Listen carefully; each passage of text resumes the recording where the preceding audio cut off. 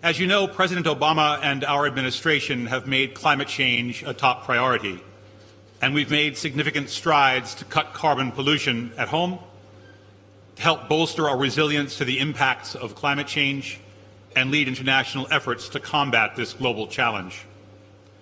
The continued global momentum we have seen since Paris has been reflected in the successes of the last several weeks, including most particularly the Paris Agreement passing the thresholds needed to enter into force.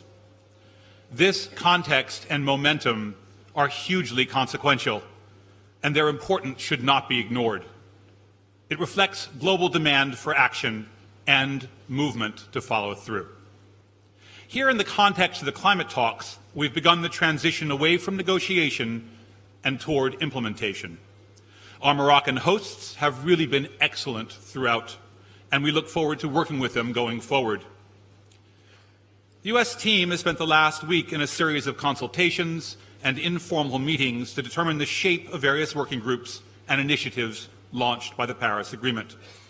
We've made real progress in many of them, although some dialogues and contact groups are expected to continue this week before concluding.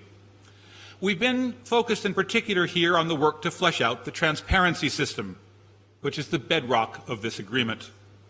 Further, discussions on adaptation communications have helpfully focused on the guidance that will build on the extensive work of the Adaptation Committee. Conversations on the global stocktake have also been very productive. Parties have shared a range of views, but all are converging on a process grounded in robust scientific inputs from the IPCC.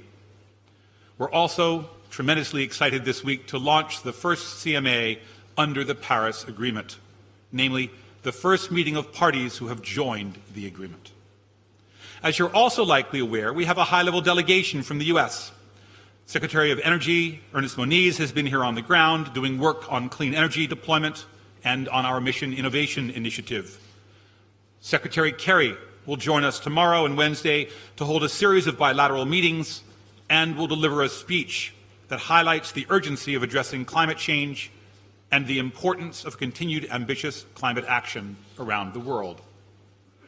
Furthermore, as we all know, soon we'll see a transition to a new presidential administration in the United States. In the coming weeks, we expect personnel from the transition team to arrive at the State Department and begin planning the shape and thrust of American diplomacy for the next 4 years.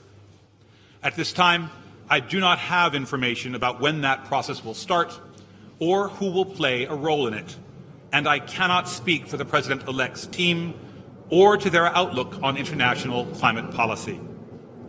What I do know, however, is that the power of the movement and the enormous momentum created in Paris and built throughout the year since, parties are deeply invested in seeing this work bear real fruit.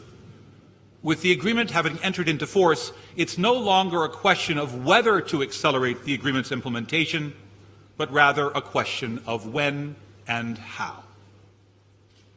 The Paris Agreement protects economic growth and the environment, all while providing nationally determined flexibility to accommodate differing circumstances. It is durable, it is inclusive, it is ambitious.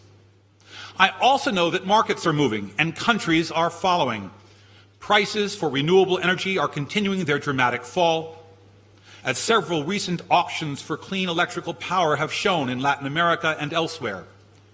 Banks and finance agencies are doing the needed work to allow private finance to move to meet growing demand for low-carbon solutions. Major economies like China have begun the substantial work of translating their pre-Paris climate goals into operational policy on the ground. In the U.S., utility-scale solar costs have fallen by almost 65% since 2008, while they have declined 65% in 2015 through 2008. We're installing, for economic reasons, not policies that favor one source over another, but economically driven programs. I also want to note we need new action going forward. We need to find strategies that protect our economic development while decarbonizing our system. We will release our strategy on Wednesday to suggest some sense of the trajectories that address this goal. I'll finish by noting that it was a global effort that made the agreement possible, and the passion and the dedication that drove it is in evidence throughout COP22.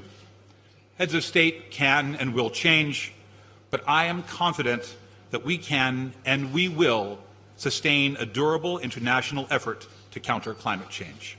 I look forward to your questions. Thank you.